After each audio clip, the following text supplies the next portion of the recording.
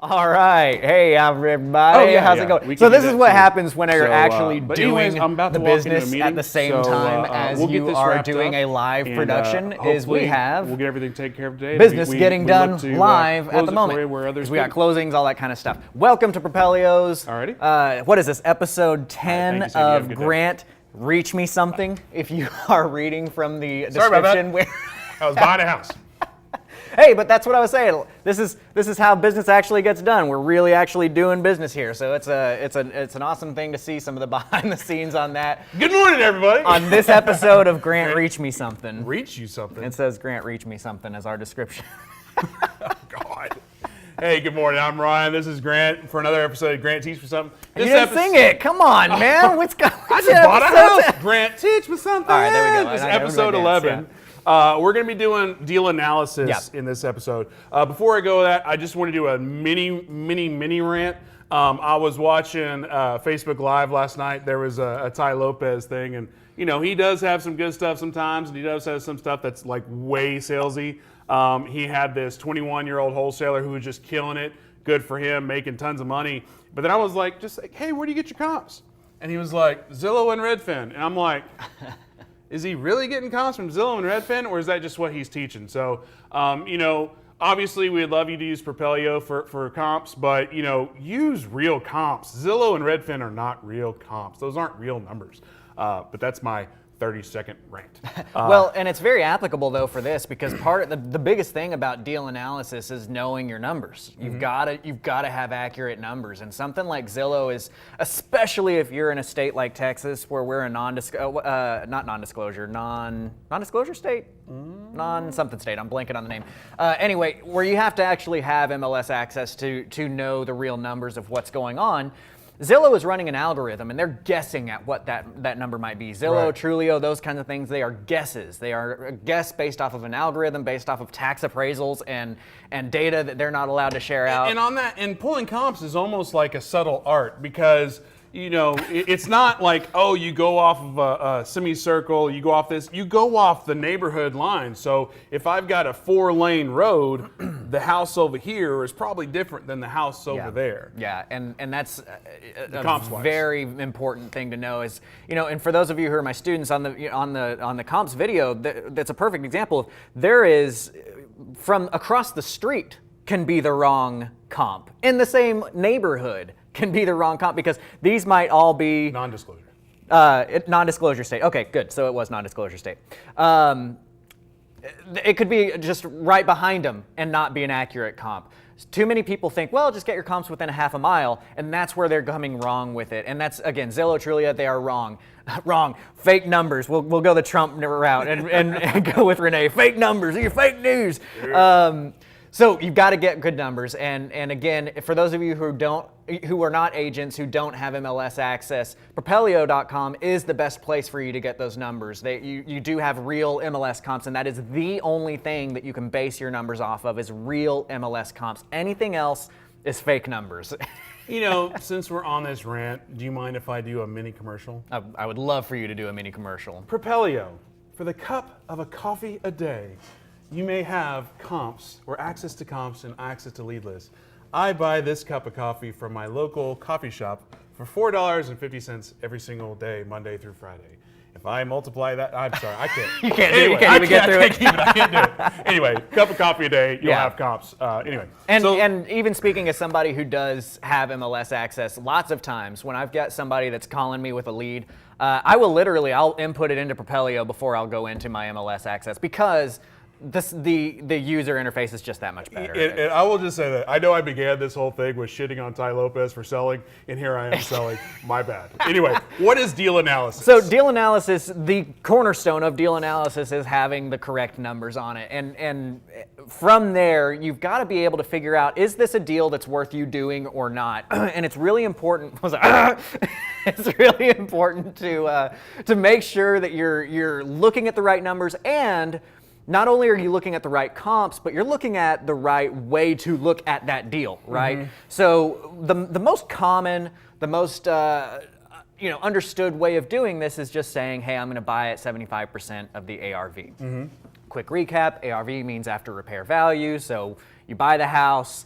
After you fix it up, it's going to be worth $100,000. It needs $20,000 worth of work in it. If you're willing to buy at 75% of the ARV, you're willing to buy at $55,000.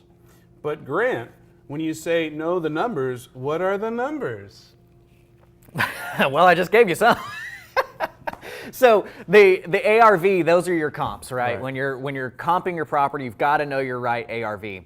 Now, our basic flippers mentality is going to be that 70 to 75% ARV. That's what we want to be, under with our purchases. Our acquisition and our rehab need to add up to be 75% of the ARV. Right. Okay. That's pretty easy to understand. But what are the additional numbers that? Because I know when you're evaluating a property, you've got your quick glance, you've got your quick look, deal or no deal. Okay, it looks kind of a deal. You do a further glance, and then you do because like for me personally, and I'm not claiming I know what I'm doing, Sure.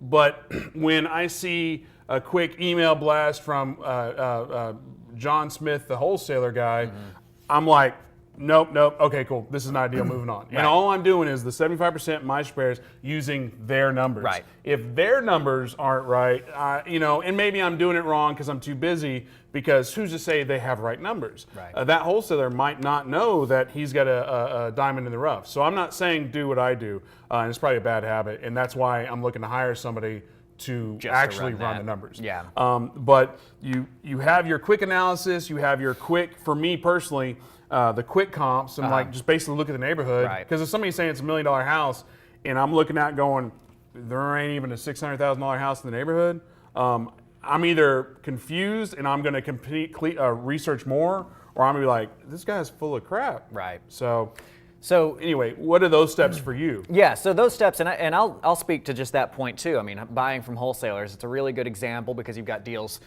being thrown at you all the time. And I do the same thing. I'm looking at it, and if you're not, I mean, most wholesalers are shooting them out at 85 cents anyway, just on their numbers, and I'm like, I'm not even going to mess with this. And if their numbers make sense, my next step is to comp the property. And if their comps match my comps, my next step is to go to the house and see if the rehab matches. And I'll tell you something, it doesn't. It never does. Yeah. And wholesalers right now are just, they're a dime a dozen, and I've yet to find one that's actually sending out real comps, And I real will numbers. acknowledge what I do is a very bad habit. Yeah, I know Grant's like, let me talk. Well, we're going back and forth.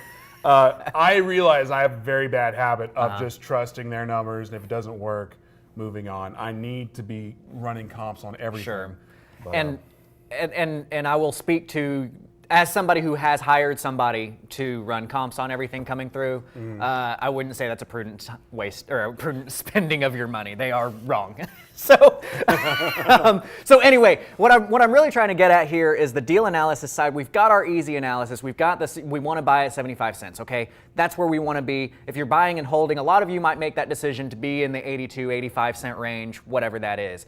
But these are ideas that we're pretty familiar with, and I think that it's also valuable to know some different ways to analyze deals, some different ways to look at deals, because especially when we're in markets like we're in right now, where you've got some really crazy deals popping in front of you that might be pushing values a little bit, but you need to look at things a little bit differently. That's where something like the owner financing side of things comes into play, or holding it long term for the rental comes into play, that kind of stuff. And you've got to see what your returns are going to be, and do they make sense for you, right? Right. So the traditional knowledge of 70 to 75% ARV is there, because that gives you enough space to absorb any kind of issues that may arise. You might, put a hammer in a wall and see you got a bunch of termite damage, and okay, well, now you've got an extra however many thousands of dollars that you've got to spend on your termite mitigation.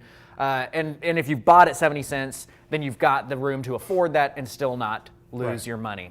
Right now, when the Dallas market in particular is so incredibly competitive, people are buying in those 82, 85s, and that's fine if that runs your numbers. But what I want to talk about today, and deal analysis is a multi-part issue that we're going to talk about several times through these Grant Teach Me Somethings. And as a matter of fact, I want you guys to know that next week, if you tune in, we will live analyze one of your deals for you, okay? So what I want to do is I'm actually going to have you guys comment if you want to get analyzed. We'll call you and we'll do a live analysis of your deal on air so that everybody can see kind of how this gets put into practice. Actual numbers. Right, with actual numbers, with an actual deal. And it may not be a deal and you may have a deal. And I'm just going to charge you that whole deal for running the numbers live. No, I'm just playing.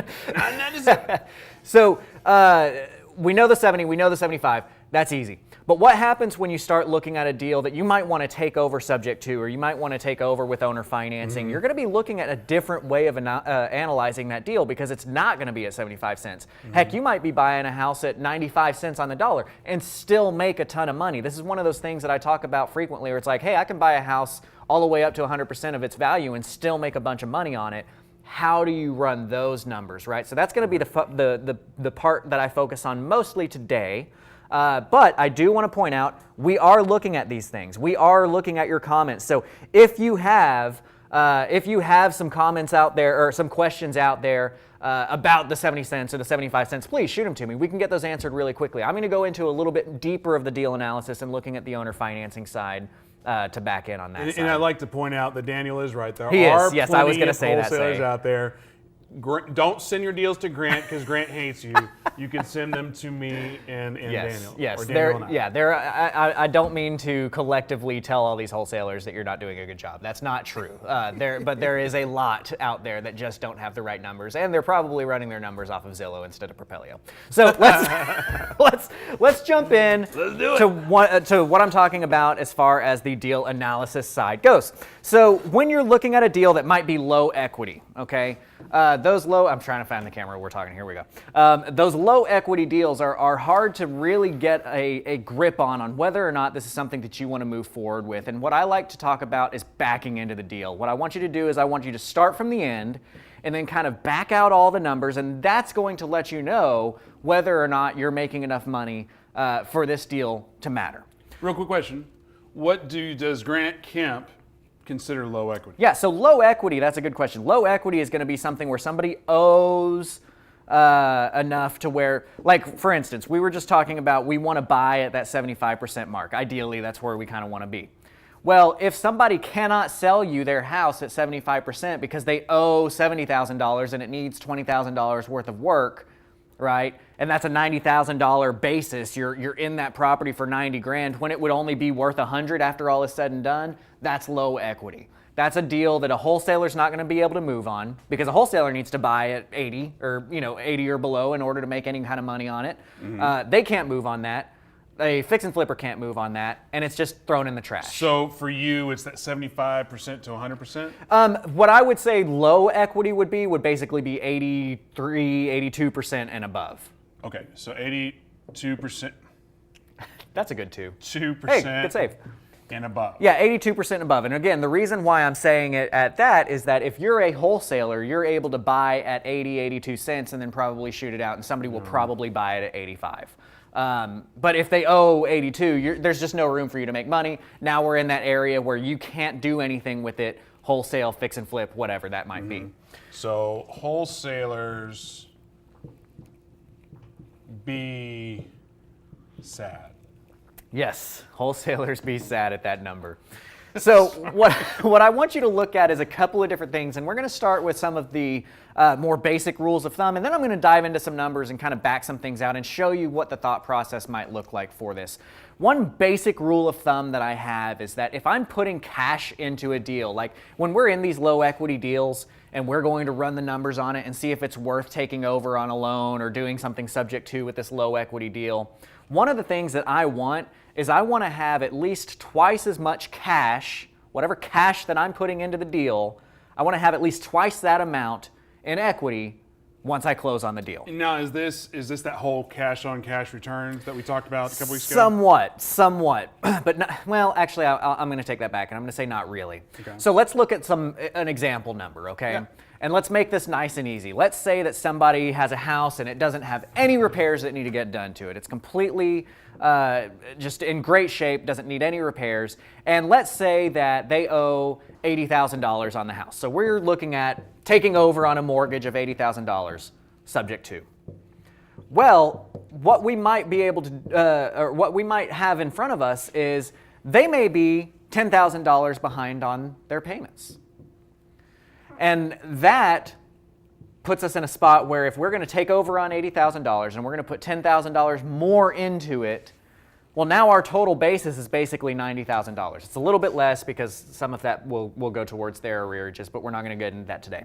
So we're basically at $90,000. Well, if I was going to use this rule of thumb as part of my deal analysis to say if this was worth me moving on, I would want this house to be worth $100,000 because... You're talking about the ARV, right? Yes. Because if I put 10 into it and they owe 80, I want double that 10, right? My cash that went in was 10, I want to double that. And then I want to look at what it's worth versus what I'm going to owe, and I want that much in equity. So real quick, because, sometimes even I get confused. Like, I get that they're behind 10,000. Right. But if the mortgage payoff is 80, if I come to the table with 80, doesn't that cover the 10? Right, so not really. And that's one of the things why, like a second ago, I was like, well, we're just keeping it simple because this is just very simple numbers. Here's the thing. No. That's a good question, and that's probably one of the questions that would pop up because it's very applicable. This $10,000 that they're behind is made up of principal and interest, right? So each payment is going to be made up of your PITI. Right, you've got your principal, interest, taxes, and insurance. That's what your mortgage payments are made up of. If you've got $10,000 in missed payments, some of that is going to be escrow, some of that is going to be interest, and then some of that is going to be principal. If you are early on in the mortgage process, let's say that you're in the first few years of having that mortgage, barely anything is touching the principal in your payment. That's how amortized loans work. It's how a car payment works. It's how a house payment works. At the beginning, all of your payment is going towards interest. Barely anything is getting touched on the principal, okay? But as time goes on, you see some of this curve here, right, where this is going to be your interest, this is going to be your principal, and it kind of starts coming up to where your payment, percentage-wise, is all interest at first, and then more and more of that principal starts kicking in. Yeah, we're talking about that whole... that going there, that going there. Exactly. This would be your principal, your interest. This would be your principal. This is a percentage of your payment, and this is over time. Right. Okay. So what happens is right up front, if you're looking at a house where they only got their mortgage 2 years ago, all of that $10K is being made up they're right here. in interest, right? So maybe $1,000, $2,000 of that is going to be actually affecting your principal balance. That makes sense now. You see what I'm saying? Yeah. But if you're 15 years in, maybe $5,000 of that is going to affect your principal balance. So as a general rule of thumb, I typically say you can count about 20-ish% of whatever their arrears are, and that will generally be about what's going to come off of the principal once you catch those arrears up. Does that make sense? So like in this case, I might say, okay, well, once I pay this $10,000 in back payments, they're going to owe $78,000. Got it. Right? Yeah. And then if it's worth $100,000, well, I have a difference of $22,000 at that point in time, right? It's worth $100,000, they only owe $78,000 once I close on it, but I put 10 into it. Go ahead. I was gonna say, but part of that deal analysis shouldn't be like calling them up and be like, hey, what is the payoff?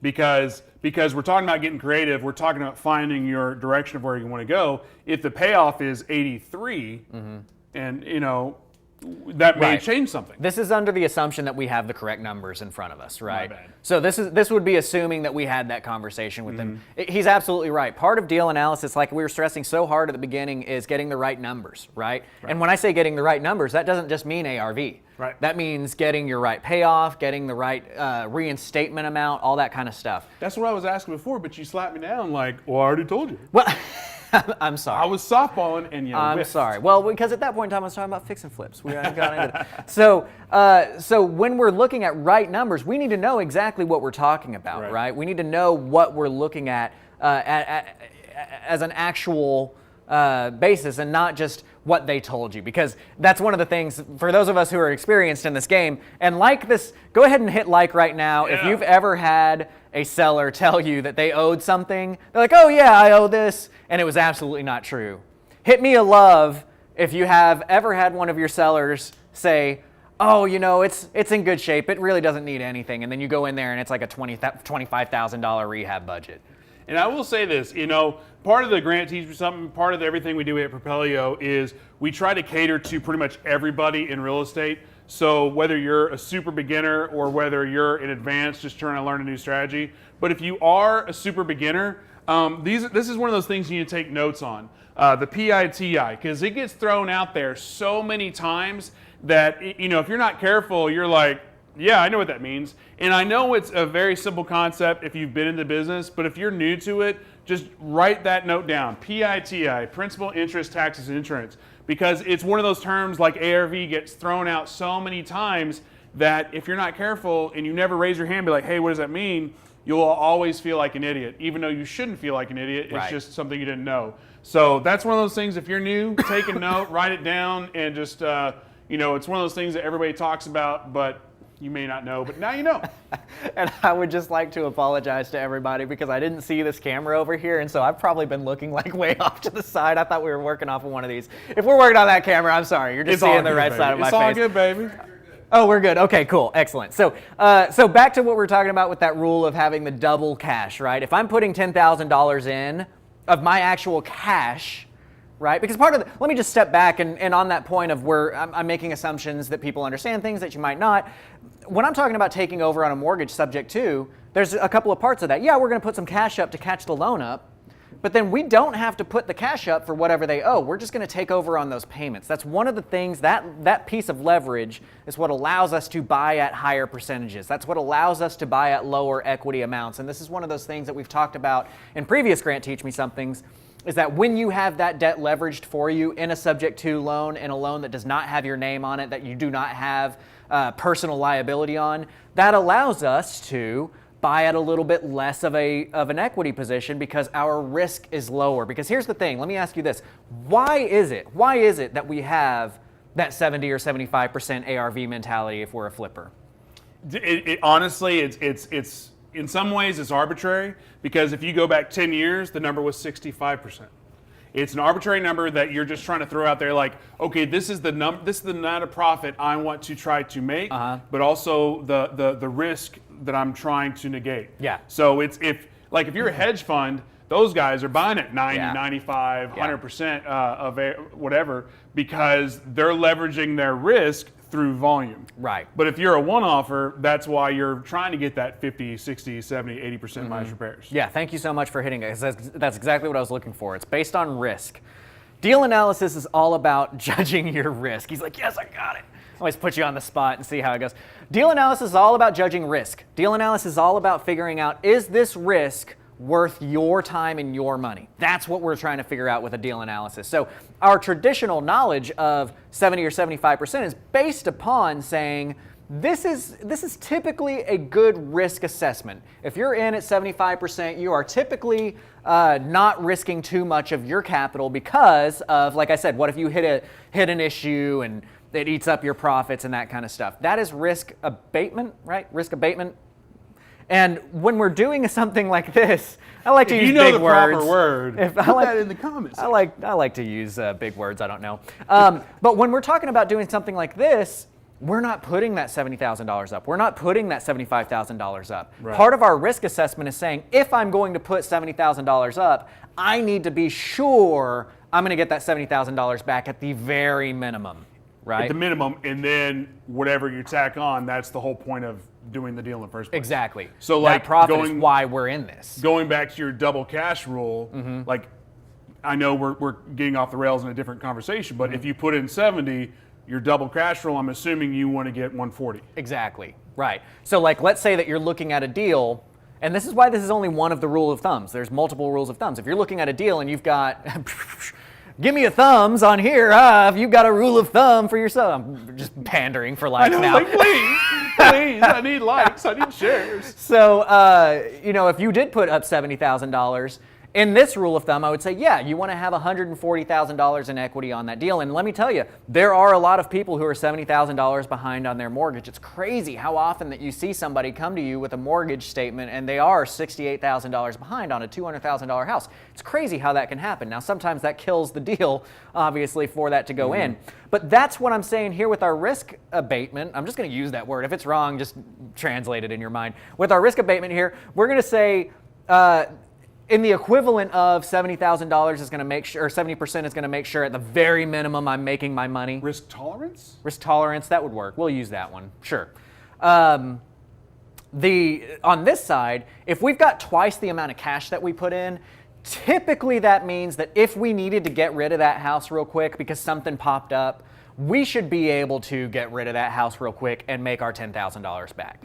If we've doubled that in there, right? That should be our minimum that we get, because like in this case, if they owed 78 and we could sell it for 100, right. When all is said and done, even if you're not using a discounted realtor, I'll throw out Mary Lou's name because she works with a bunch of people from Propelio and from Creative Cash Flow. She's so sweet. She's so sweet, and she's very good at what she does. It's ridiculous how good she is. Mary Lou, Marilu, works for you at gmail.com. She'll give you a 1.5% listing, which will help you a lot with when you're trying to work with something like this, right? And that's a good point, because I know from the flipping, and I know we're all about the deal analysis, but these are the numbers you need to think about. You know, going back to the original concept of know your numbers. It's not just the ARV, it's not just the rehab, it's the mortgage, it's the payoff, it's the closing costs on the backside.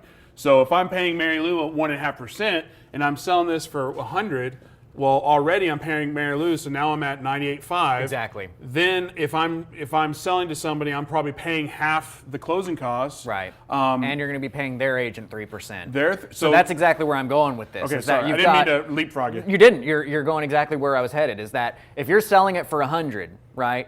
You have to factor in those sales costs. You have to factor in your closing costs. You have to factor in the sales agent and the buyer's agent. The reason I bring up Mary Lou is that that's one way that you can negate some of those costs, is instead of paying, because typically, for those of you who are inexperienced on this side, typically when you sell a house on MLS, you're paying 6% of the sales price in commissions.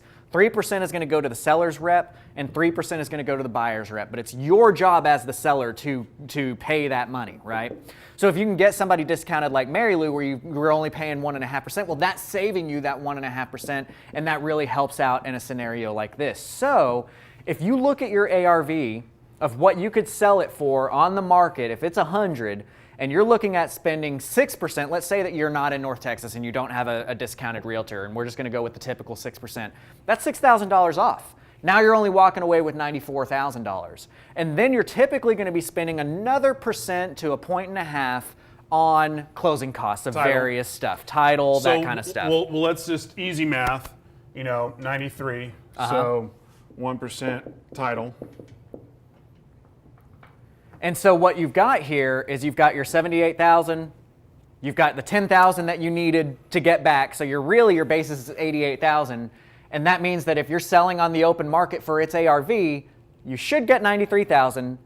That should pay off your $80,000 to the bank and give you your $10,000 back, and you'll make a couple grand in the middle there. But what this affords you is that you've got the ability to discount your property by a couple grand or do a seller's concession or something like that. But the whole point of the double cash is that because of this, even if you're having to sell it just as is, not doing owner finance, not some of these other methods, not holding it, anything like that, you can get rid of it and get your money back. So what we're talking about right now is just on surface level, this deal is not going to kick your ass. Right. It's not. You're not going to lose money. You're at least going to get out what you put in. Right. Because obviously, the reason I put this plus here is because obviously you're going to want to try to sell more. Sure. There's appreciation strategies. There's maybe you hold as a rental, maybe you do owner finance. But on surface level, if forgive me, shit hits the fan, I can at least throw it on MLS and get my money back. That is 100% exactly why I'm saying that. Got it. Right. You're right on the point. It's because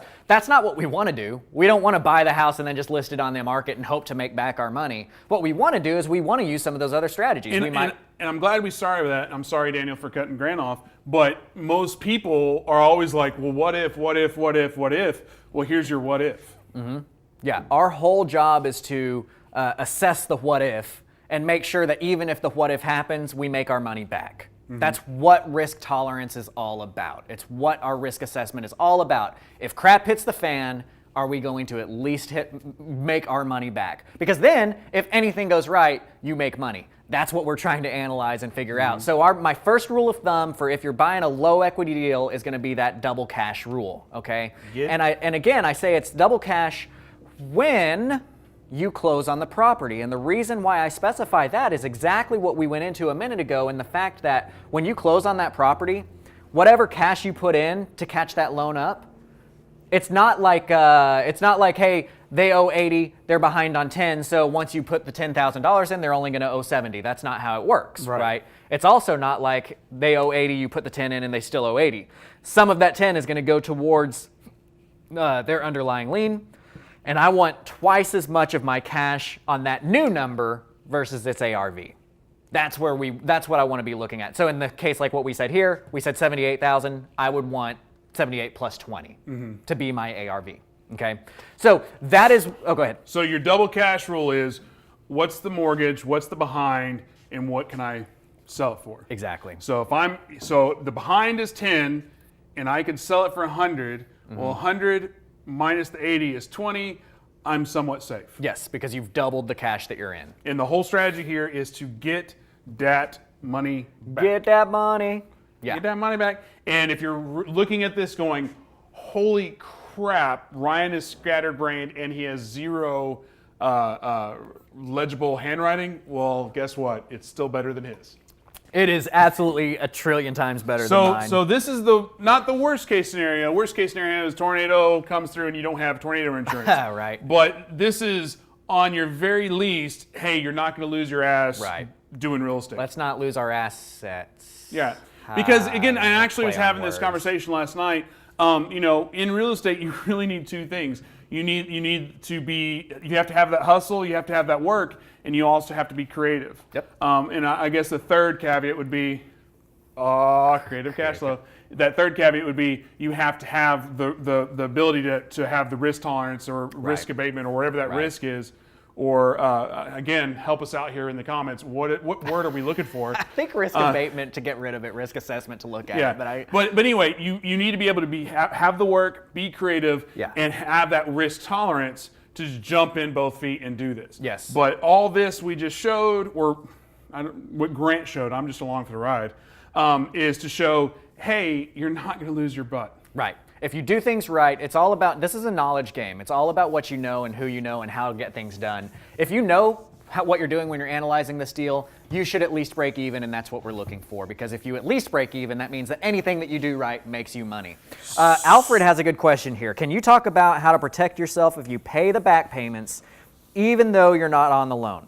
Okay, so that's a good question. So even though you're not on the loan, part of what we're discussing here is buying subject to, right? That's how I'm going to employ, that's the strategy I'm going to employ in buying a low equity deal. We talked about subject to on the Grant Teach Me Something episode, I think 6. So you can look at the playlist on Propelio.com or on Propelio's Facebook page. So you can go back and learn a little bit more about subject to. But when you're buying a house subject to, your name doesn't go on the mortgage loan. That is correct. Your name is not going to be on that loan. And that loan is likely going to have something that's called the due on sale clause. And that due on sale clause gives the mortgage company the ability to ask for the remainder of their loan to be due, which can kill the deal. The likelihood of that happening in the real world is extremely slim, and we talk about that more in the subject to side of things. The short answer is that you can't really do a whole heck of a lot to prevent that from happening. However, if you're in a deal like this, the likelihood of having that go wrong and having them take the house back from you and you put your money up and you're not going to get back that money can be minimized through going ahead and getting this thing income producing, right? That's for many reasons. We want to get these assets income producing as quickly as possible. So one exit might be to sell it with owner financing, to do what's called a wraparound mortgage. One exit might be to hold that as a rental, right? Mm-hmm. One exit might be even mixing some of those, holding for rental and then flipping once the appreciation came up. But either way, you've got to start making some money in it. Once that asset is making money for you, you are more likely to be able to refinance out of this mortgage with a private lender or even maybe with the bank so that you can pay off that subject to mortgage and hopefully not have to risk not making your money back from this. Does that make sense? Yes. Can I curveball? Please. So, because one of the things here we're always stressing is be creative and get this. And one of the things we always talk about is I never use my own money to buy houses. Right. I don't want to spend 10 grand. Right. What do I do here? Because I know it costs 10 grand and then I know we got the debt servicing on the 80. Again, we're only talking about 10 grand here. Yeah. But say I'm a new investor Right. and I hear what you're doing and I'm smart enough to keep up, but I don't have $10,000. Right. So what do I do? So here's one of those things that you would want to look at here. What I do in this case is I'm looking for people. I've got a lot of private lenders out there that might only have $50,000 in their IRA account. They might only have $70,000, but they want to use that money in real estate in their self-directed IRA. Now, with that type of money, it's a lot of money, and don't get me wrong, it's really hard because a lot of times in real estate, I'll be throwing around, I'm like, oh, $80,000, that's nothing. You know what I mean? But in perspective, it's not a lot of money. Somebody that's like that is going to be the type of person that would be your lender for this money right here. Second lien money. That is one of the tools that I use all the time in making sure that we are going to be able to catch up these payments, get the money for the repairs, but it doesn't have to be my money. I'm going to approach one of my lenders that might have $40,000, $50,000, $60,000 in their self-directed IRA and say, hey, I've got this deal. I'd like to take it down. It's going to take me $10,000 to catch up the payments and do the repairs and that kind of stuff. So you want to give me that loan. They give me the loan. I use that money. And then I have to factor in my debt servicing on that, as well as the debt servicing on this mortgage to see if this deal makes sense, which is a great segue into the next rule of thumb for running these deal analysis. Before we go too far down Yes. the rabbit hole, only because I did introduce this, because I know the next question people may have is, okay, that's cool, but where do I find this? And my answer would be networking. Yep. Go to your meetups, go to your events, get everybody's, or you can call Corey. Meet people, see what their interests are, see what they're doing. But what is your answer to how do I find this? It's exactly the same way. It's through networking. It's through being the guy, being the girl, being the person that knows how this stuff works and asking the questions. Too many people are so scared, especially, the newer investors.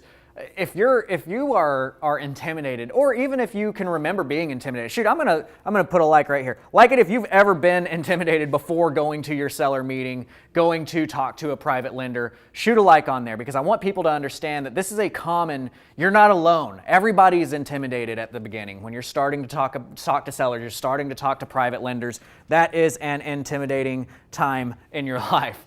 But if you get used to... I feel like the ESPN show where it's like, oh, I like that point. Ding, ding, ding, ding, ding. But if you just get out there and you start doing it and you start having these conversations with people and you just be honest with them. Just say, look, this is what I've got. This is what I can do. And I know that you have capital that you want to deploy. This is how I talk to my private lenders. It's never, will you lend me money? It's, I can deploy capital for you, right? And on that, just to further rabbit hole, just because I know it's a good point to make before we get into the next step of the deal analysis and the exit strategies, is if you're watching these videos and you're going to these meetups and you're reading these books, chances are you know more about real estate investing than you give your credit for. Yeah. I know up here I joke around and be very self-deprecating, but at the end of the day, I fully am confident that I know more than a typical seller. And that may even be the same case to your doctor buddy. They may be the smartest doctor, cardiovascular, whatever,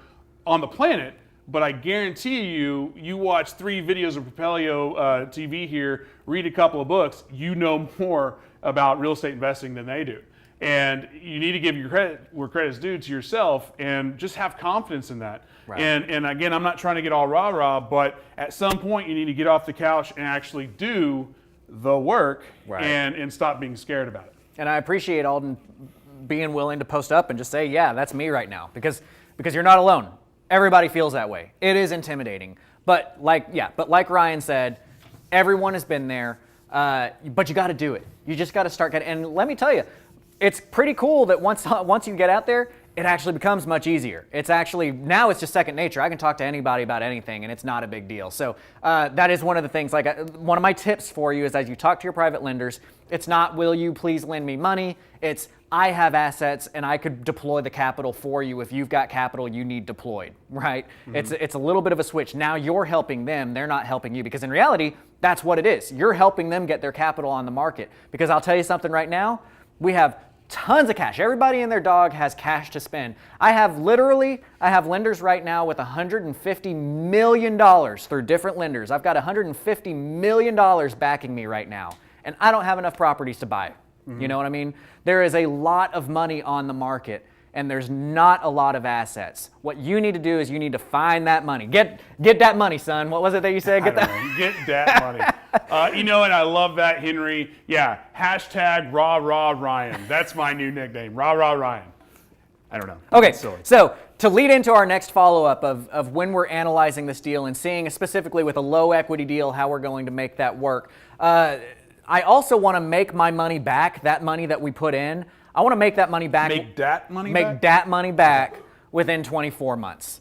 That's what I would like to get. So out of the cash flow that I'm going to receive on that deal, whether that is a rental or a wraparound or whatever that might be, out of my cash flow, I typically am shooting for 18 months, but I'll allow it to go up to 24 months. I want to make that money back. 18 to 24 months. So in other words, now is this for the double cash, or have we it's moved a on? separate rule of thumb because here's the thing is that sometimes one makes sense and sometimes the other one does.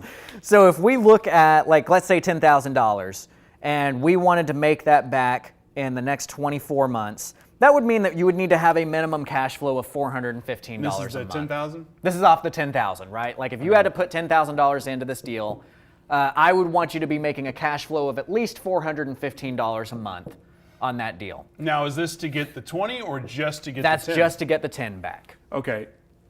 So again, the reason why we have multiple rules of thumbs is that sometimes one will make sense over another. Let's say that you don't have double cash for whatever reason. Mm-hmm. But, because here's the thing, it sounds odd, but you can buy houses, and I've had this happen before. Like I've got a couple of properties in my portfolio where I literally just don't have any equity on the deal. They owe me $120,000 and I owe the bank $118,000, but I'm cash flowing like $500 a month on that deal, right? So it's weird how that works out, but it can, because that 118 might be on a loan mod that's only at 1.5% and the 120 might be at a 9.5% interest rate kind of thing. And so when you put those two together, sometimes you'll have it, you're making $500-$600 off of an asset and you've got no cash flow on it. Well, obviously you're not going to hit your double cash on that. So real quick, the time target, that's just to get your initial investment. Yeah, to get your cash that you put in. So on that previous model of the 10,000 that I put in to catch everything up to get going, and we're not talking about the debt servicing on the backside at all, we're just talking about that initial 10. Your target is that 18 to 24 months for that initial... To make that initial 10 back. Because your strategy is, I mean, obviously we're going to go towards your bread and butter, which is the owner finance route. You probably have 28 months. 28 years, yeah. Yeah, so 28 years just like, Yeah, because then it's all profit past that. So you can have, the double cash could be there. You could be in with a 78 debt and a house that's worth 100. But if you're only cash flowing $50 a month, that doesn't make sense. Right. Because in order for you to make that $10,000 back, it's going to take 10 years, or however long that might be, to even make your money back to break zero. So that doesn't make sense. So we're going to add on that we want to make our money back, our initial investment, within 18 to 24 months. Sometimes it works together, sometimes it doesn't. Here's the thing that I want to really stress with deal analysis is that any deal is okay for you to take as long as you have a reason behind why you took it, okay? I'm going to be very clear on that because I'm going to run deals certain ways, you're going to run deals certain ways, and as long as you can tell me why you chose to take that and the risk that you're onboarding, cool, go for it. But the point is, you've got to know what that risk is. You've got to understand what you're getting into. In this case, my risk is losing $10,000. But I am choosing to move forward with it because I can make my money back within 18 months and I've got my double cash rule. Therefore, I'm cool with moving forward. I'm protected on two fronts. I'm gonna break even in a couple years. And if I need to liquidate really quickly on MLS, I'll be able to make my 10 grand back. And to be clear, going back to this deal, this is one of those deals that I would say 90% of investors are just going to run away from because 90% investors are wholesaling or flipping. This clearly is not a wholesale. This clearly is not a flip. This is more of the long-term, okay, maybe owner finance. So not to throw a wrench, Sure. Would it make sense on the rental side? Yes, yeah, as long as, again, at that point in time, we're looking at our cash flows, right? Same kind of thing. You can do that double cash, you can do the cash flow. If you're going to be making your money on that rental, that's great. One reason another thing that you might throw in there as a rental outlook, is if this is in a super high appreciating market. Right. If you know that this market is moving up, everybody's wanting to go into that area, then you might choose to hold that one as a rental instead of selling it with owner financing or doing something like that, because not only will your equity position be going up and up and up, but if you so choose, you can liquidate that in the future and actually make a nice chunk of change off of it, or whatever that might be. I think rentals are a very valid exit strategy for these types of things, but you're going to be looking at basically the same numbers here to make that decision. And I'll throw in one more strategy, just because we were talking about in the office here, is, we always talk about get creative, expand your thought process. Don't get emotional with the houses. If you do come across a house that you can get at a good price and you have that confidence that it's going to appreciate and you don't really want to get in the rental game, guess what other strategy you have? Move in yourself. Move into that house. Too many people you've done it.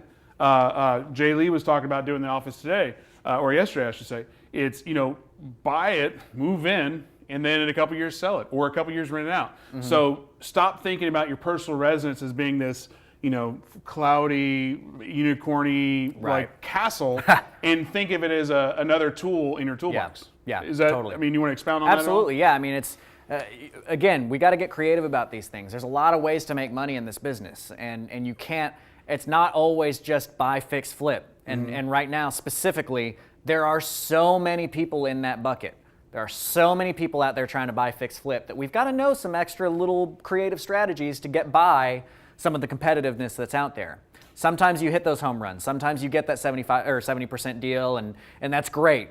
But a lot of times we can clean up after this giant bucket of investors that are all trying to buy in a certain strategy by knowing some other ways to attack that strategy. So that's... And real quick, I do want to let you finish your train of thought here, but when we're done, just so you don't wrap up on me, and I'm like, hey, let's get some meat, and you're like, I just spent 45 minutes. I do want to do some easy ones, and I do want to do some easy deals for wholesaling, easy deals for flipping. Absolutely. And I know we're getting to the nitty gritty of the difficult stuff that nobody's doing, because that's your bread and butter, but I also want to make sure that we give it to That's a very good point. And on that note, if you do have questions, drop them in for us. We're here for you. We're all about sharing knowledge. I got two very sweet messages yesterday, a person from San Antonio, a person from Houston. So thank you so much to you guys. But if you have questions, drop them in here. The reason we do this live and not just necessarily pre-tape it is so we can have that whole conversational aspect. A lot of the stuff that we do here with Grant is driven by your comments, your questions. So please like it, please share it.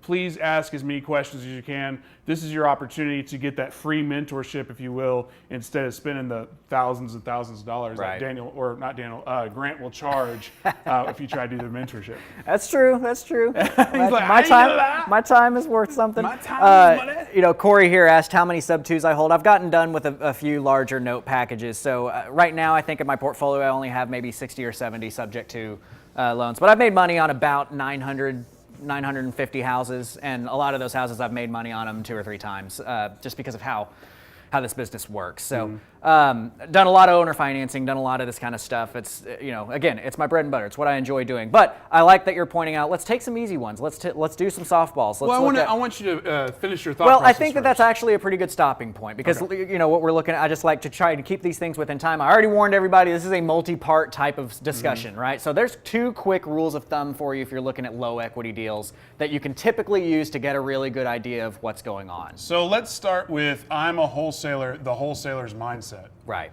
Their brain, Yeah, draw that one. their mindset. So first of all, let's just kind of define wholesaling just to make sure that everybody is on the same page, right?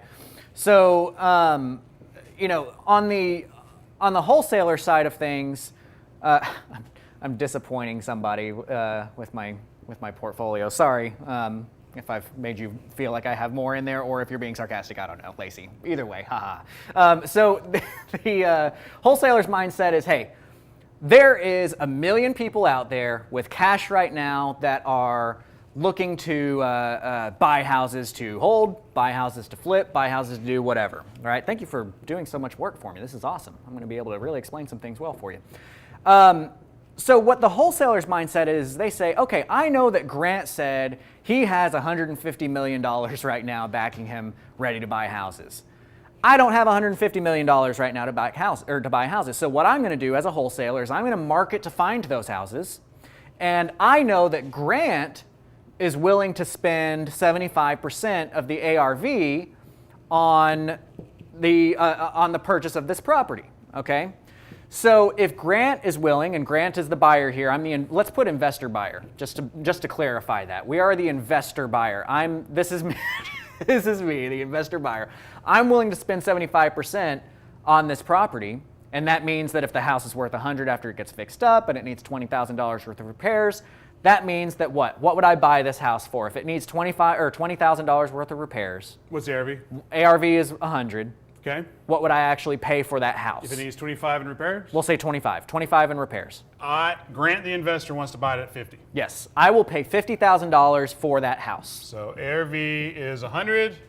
Repairs are 25. So 75% times 100 is 75. Yes. Minus the 25 equals, that's what you're buying this house for. Right. That is my acquisition cost. It's $50,000. So you want to spend $50,000. So what the wholesaler sees is Grant is willing to spend $50,000 on this house. Grant will give me $50,000 for this house. The wholesaler is going to market to this house, go talk to the seller, and convince that seller to sell them the house at $40,000. So the wholesaler is going to say, look, seller, I found you. You need help. You need to sell this house. Blah, blah, blah, blah, blah. Sales pitch, sales pitch, sales pitch. Give me your house for $40,000. And the seller's going to be like, okay, that sounds like a good deal. So they sign a contract with the seller. And then the wholesaler is going to come find me and say, hey, Grant, I know you're willing to spend $50,000 on this house. How about you give me $10,000 and I'll give you this contract for $40,000 for this house. You're essentially selling the contract for what's called an assignment fee. You're assigning your position on that contract because there's a seller and a buyer on a contract, right? The seller, the buyer. The buyer, the wholesaler, is going to assign that position to Grant, the investor buyer, for whatever the difference is they can make. That's called an assignment fee. That's how a wholesaler makes their money. And the reason this is so powerful is because if you can get the seller to sell you the house for $1, and I'm being exaggerative, Sure. On purpose, because if you could get it to them for $1, you could still sell it to them for $50,000. Yes. So this number here, that wholesale assignment fee, whatever. It's not a set fee. Right. There's not a percentage. There's not a rule. There's not a nothing. Because here's the thing: is if they'll sell it to you for $49,000, yeah, you're not going to make any meat on it, but you could still make $1,000. Right. So there is no set number there. So that's just an easy deal analysis. What I really love about the way you did it is most wholesale, well, I'm not going to say most wholesalers, but beginning wholesalers, they worry about this. They worry about this number and this number way too quickly. They're like, how much money can I make and how much can I buy it for? when they should be worried about what can I sell it for. Because if I look at a house and I know for a fact I can sell it to Grant the investor for $50,000, that means I have everything from $48,000 down as my negotiating room. Because if I'm like, hey, Susie Seller, I'll give you $1, and she's like, well, I was really hoping to get 50. Well, can we meet in the middle? Well, yeah, I'll take 25. Well, guess what? You just made 25,000. Yeah. So my point being is, on the deal analysis of a wholesale deal, you want to know this number first. That's why it's important to network. That's important to know what the market is. Because again, in this market, 75% might be the market number. 10 years ago, it might have been 65%. Yeah, it changes, and you really have to know what people are buying for, and you've got to have a good network of this guy. And let me also just say, be wary if you meet somebody and all they do is brag about how big their buyer's list is. You don't need a big buyer's list. You need like 5 people that will buy every house that you put in front of them. That said, my buyer's list is 40,000 strong, so if you need a house sold, one of the strategies that you can use as a wholesaler is talk to somebody else who does have consistent buyers and JV with them and accept half of that cost there. Your job as a wholesaler is to know what you can sell it for. To know what you can sell it for, I'll tell you right now, you get blocked from my inbox if I get one email from you where your ARV is way off. You better have your numbers right, okay? Because if your ARV is way off, I don't have time to deal with you. So you want to go to something like Propelio, or if you have MLS access, looking directly in MLS access, not using the tax assessed value, not using Zillow, not using Trillia, using MLS comps. So let me get Shakespearean. Know thy numbers.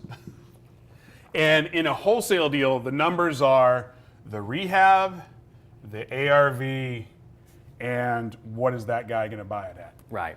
It's very simple. It's that basic. And too often, new people in this business, intermediate people, like, oh, it's so hard. It's so hard. It's so hard. It's like, nah. It's what is it worth? What does it need? What can I sell it for? Right. That is the whole know thy numbers. Exactly, and they've got to be accurate. You have to be accurate. So also consulting with somebody, bringing somebody in who might be more experienced in it, might help you out on that side as well. That being said, if you're new and you have questions about your numbers, hey, reach out to me or Daniel. Hey. Yeah, and Richard says you may need to do another show on how to accurately comp a property. I was actually planning on doing that. That's going to be one of our upcoming deal analysis workshops, is how do you properly comp your properties, because that is a scientific art form. You really have to know what's going on with that, and it's very easy to just look and say like, oh, a house sold for $300,000 in this neighborhood, therefore I'm going to sell my house for $300,000, but every other house sold for $240,000. It's not probably a $300,000 house, right? So this is very surface level stuff. To go one level deep, this Grant investor, the buyer, he may be a flipper, he may be a rental guy, he may be an owner finance guy.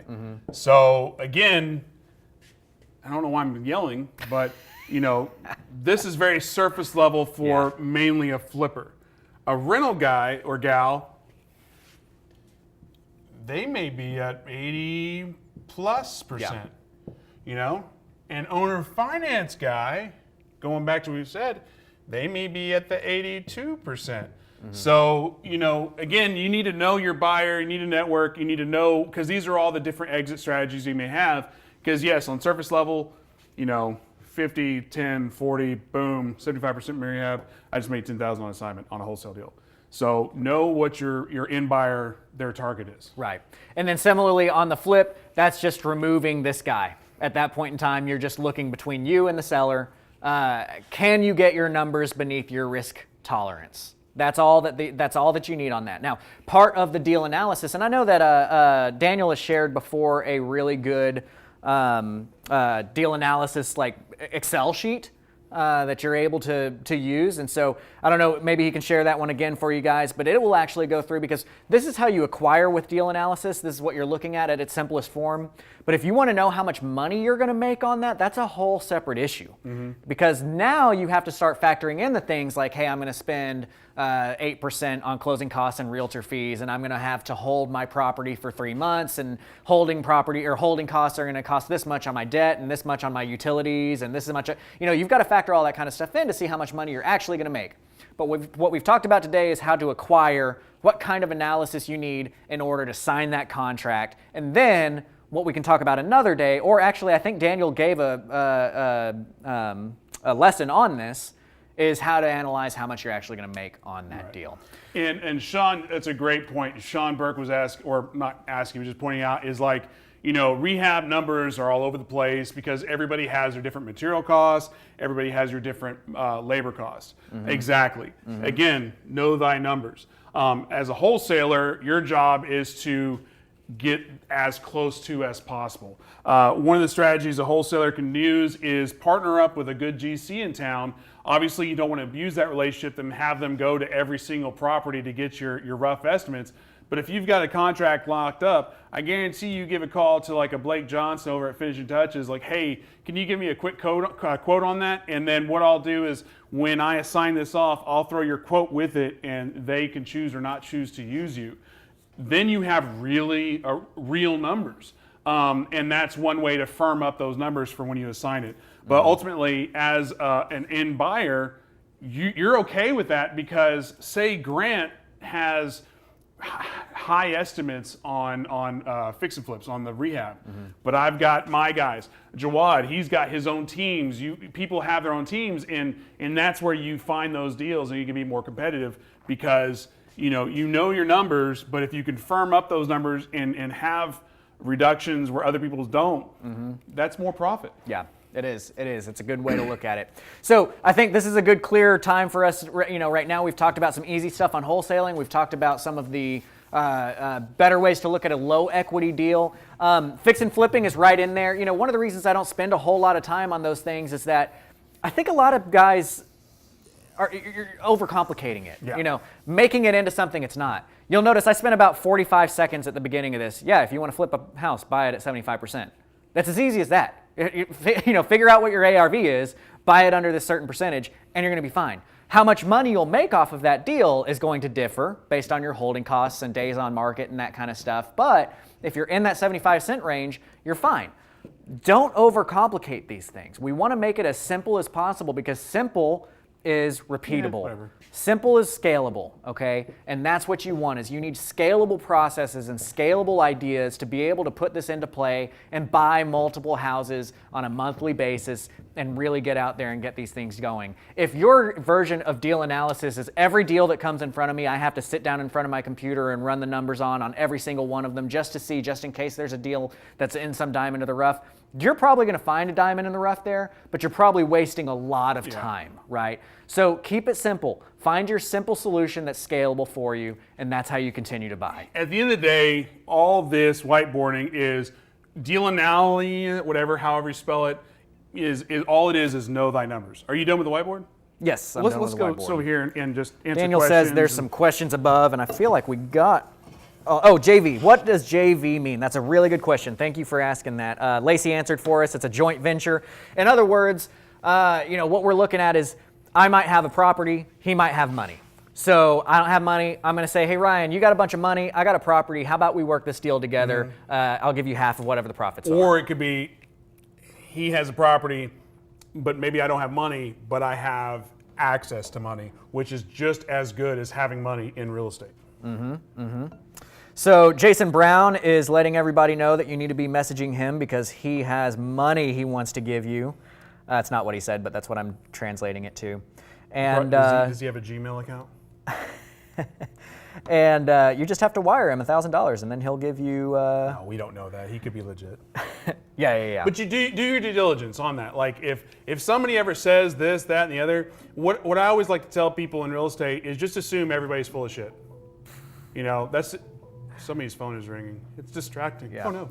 But just assume everybody is full of it. Some people are good people, some people are bad people, but if you have a little bit, and I'm not saying be a negative Nancy and always on your toes, hey, be a little smart and go, okay, is this a real thing or not? Yeah.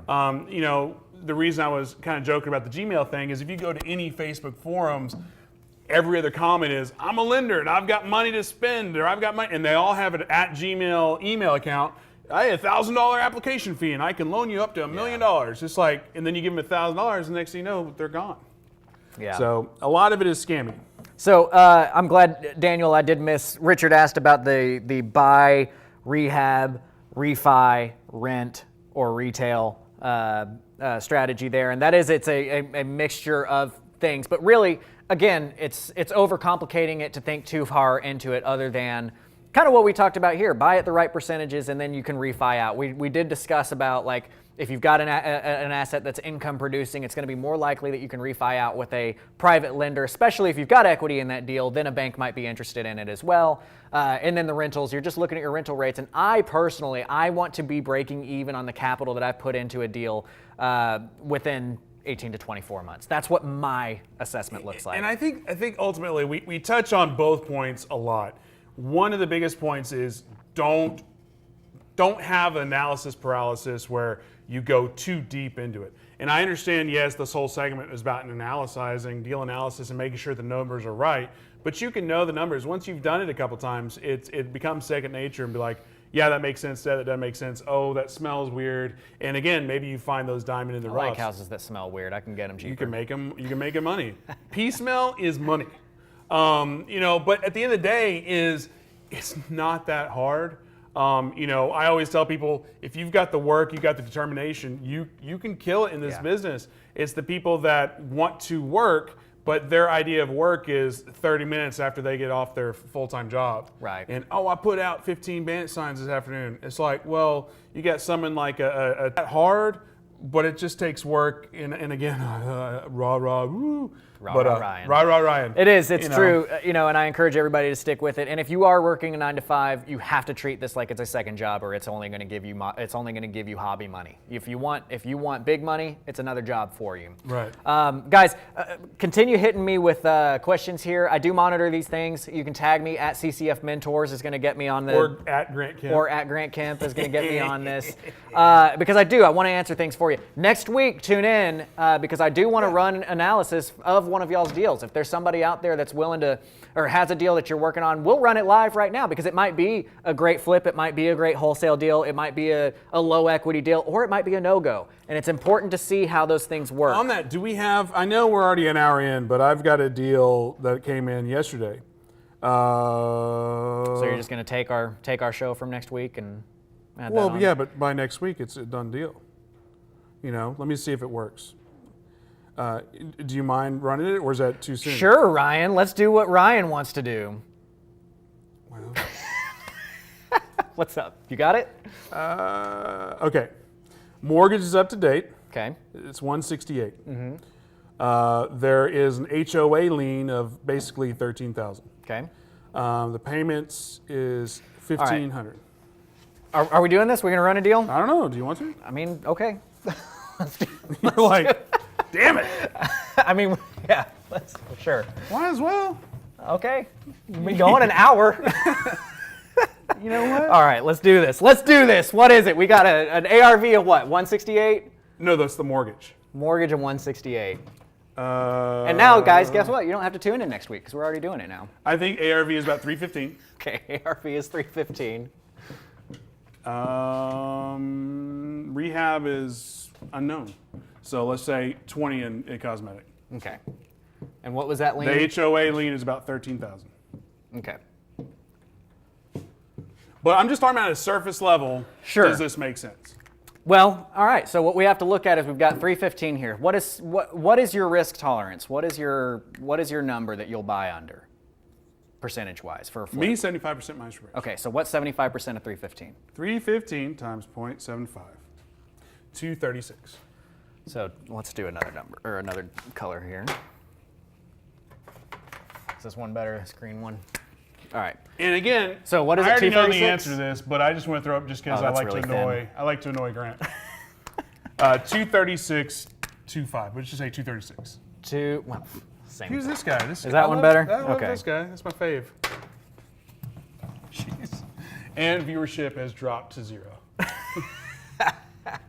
235, you said? Sure. Okay, so 235 is 75% of this 315. Right. 20 in rehab. Okay. So we're saying we need 20 in rehab and Sure. they owe 168. So Yes, that would sir. be a 188 deal there. And then you've got to add 198, 201 with the liens. So you're under your flip. You're at 201 here. So you have the ability to wholesale, flip, owner finance, do whatever you want. Now, do you have anything that throws a wrench in this? Because a lot of times that will, it's like, oh yeah, but they also have blanked. Is there anything else that's in that, or are these all our numbers here? Well, let's just assume these are the numbers. Okay. Yeah. Good. So the thing is, though, like, so we're at 201, well, ish, minus the rehab, minus the lien. They only owe 168. Now it's just a matter of what do they want on top of what they owe. Right. So if they're like, if I can walk away with 10, that's at, now you're at 178, and you know the flipper guy will buy it at 200. Well, guess what? That's still a $20,000 assignment. And here's one way to look at it, because if we're looking at this deal right now as it stands, right, and you haven't gone and negotiated yet, we just know what they owe, we know all of that kind of stuff. We know that our, with what the base is right here is 201. Now, what the difference between 235 and 201, that's $34,000. Mm-hmm. That $34,000 is what we call our MAO. It's a form of our MAO. It's our maximum allowable offer to the seller. Maximum allowable offer. So our MAO would be 235, right? Because you said 75% is your number. That would be that 235. If they owe that's the before rehab and lien. no, that's with the rehab and lien. Is it? 168 plus 20 is 188 plus 13 is. Oh, I'm sorry. Were you talking? Yeah. 350. This 235 was just 75% of the ARV. Yeah. Right. So minus the 20, minus the 13. So I'm adding up all of our debts. 203 is the true Okay. true 75% minus repairs. 203 is the 75. You're derailing our thought process here. My bad. 203 is 75% minus repairs. 203 is 75% minus repairs minus the lien. Okay. So that's what it would be. Okay. I'll just go. Do you want to run it? I do. All right. Show Because us. Run it for us. Run it for us, Ryan. Ryan, teach me something. The reason I want to run it is because what if this guy wants 50 to walk away? Right. And now we're at 208 when I already know the flipper guy wants to buy it at 203. So if I'm looking at this at a sub 2, how would that work? Right. I was trying to tee you up. Well, but you're giving me different numbers. I don't understand. So yes, I'm sorry. I'll get to my peaceful spot here. If we're going to run this analysis, we need to know what our percentage of the ARV is that everybody wants to be at, right? Now, as a wholesale buyer, as somebody that's buying from wholesalers, they're typically being sold out at 85% right now in DFW. That's kind of the going rate that somebody would buy it from you wholesale, right? So if we're looking at this deal on that side, 315 times 0.85 would be 267, right? That's 267 is 85% of our ARV. From that number, we would have to back out all the debt. Right. And then we're left with what we have to play with at that point. That would be our negotiation spot. So just to take that, so let's say that your end goal was to negotiate this so that you could wholesale it, and you were hoping to wholesale it out for 267 to somebody. Well, first thing you're going to have to do is back out that 20, because that's the rehab. Then you've got to back out the 13, because that's the HOA lien. Then you've got to back out the 168, because that is what's owed to the bank. So 267 minus 20 minus 13 minus 168, you're left with $66,000 here, right? Okay. That's a potential profit, like you were talking about earlier. If you were to get them to just sell it to you for what they owed only, That would be a home run. that would be a home run. You could make up to $66,000. So in other words, if you were looking to wholesale this deal, you could give this seller up to $66,000 on top of what they owed to buy the house. And you would still be within your numbers on that. So that might be one way to look at it. We're backing out we're finding what, because remember, like you said, we're going to start with what we could sell it for. Right. That 85%. And we got to back out all the expenses, and then we're left with what we could possibly use to play with. And I know you're annoyed with me because you're like, I want to do this next week. But the reason I want to do this is real quick, just to preview what we will go into super detailed next week. But ultimately, very surface level, obviously this is a deal from a wholesale standpoint, from a flipping standpoint, but surface level, if a sub two is kind of like that 1, 2, if this doesn't work, then go here. Not necessarily though, because... Well, that's why I wanted to get into it. Yeah, so here's the thing is that if they owe 168 and you can convince them to let you take over on that 168 mortgage, do it. That's $170,000 of debt that you don't have to get your name on with a private lender. Right. Right? So if you can take over on that, and then what would you need? You would need $20,000 to do the rehab, and you would need $13,000 to pay off their lien. You only need a $33,000 second lien from somebody. Right. To make it worth $315,000.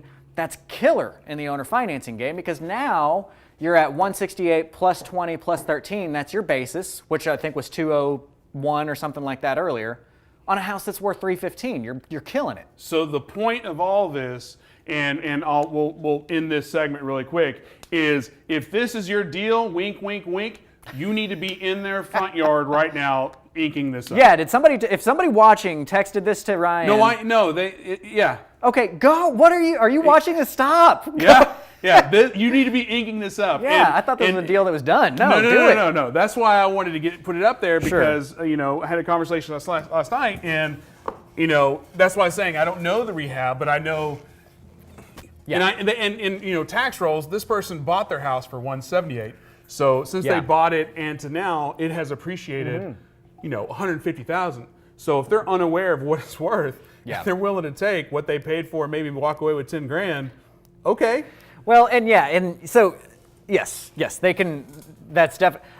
I personally feel it is important when you're in front of your sellers to let them know what you're doing with the property, and I've always let my sellers know exactly how much money I'm going to make on it.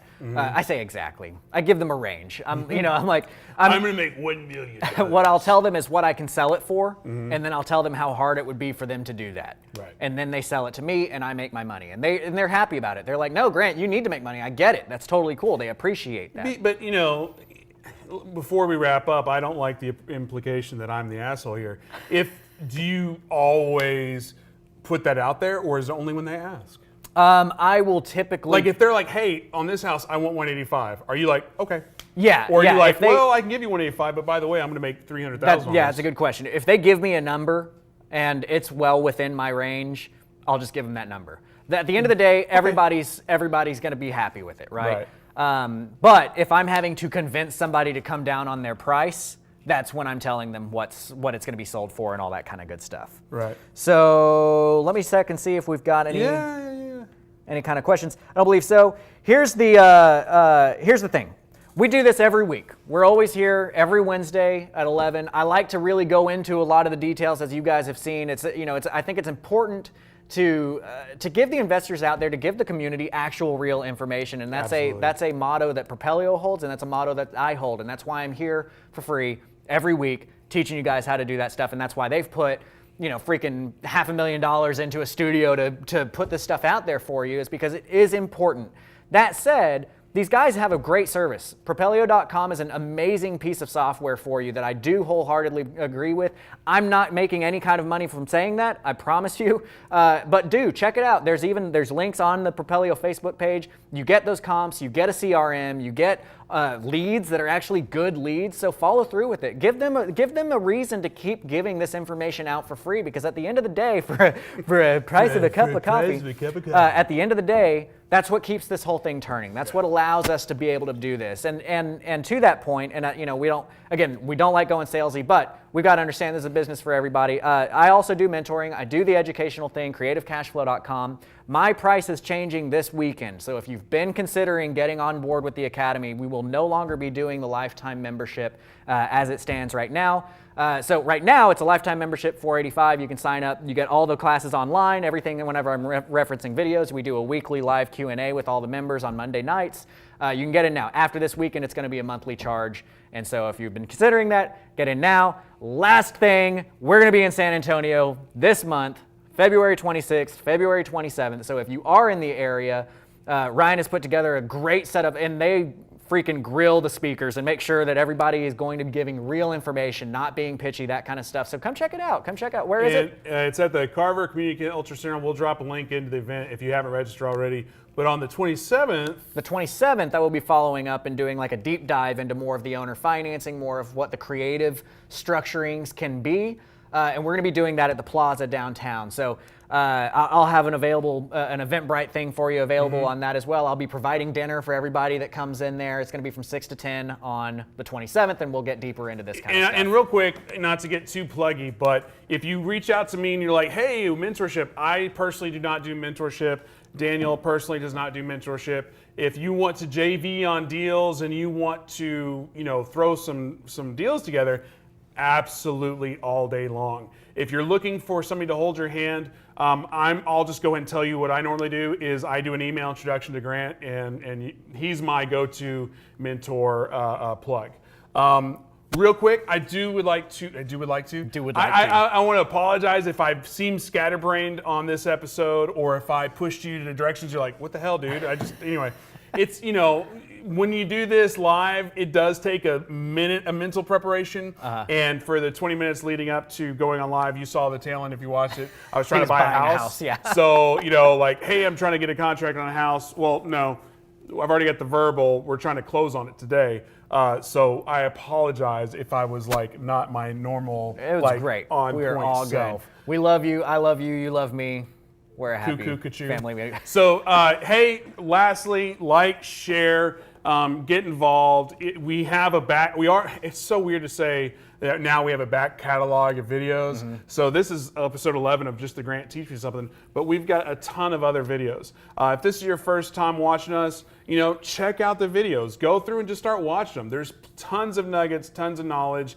And like Jawad was saying before, this video may not make sense, but if you watch the other videos leading up to it, I'm not going to say they're in order, but they do build upon each other. Yeah. So again, share. See you tomorrow. See you next time. Absolutely. Grant, as always, Grant, teach me something.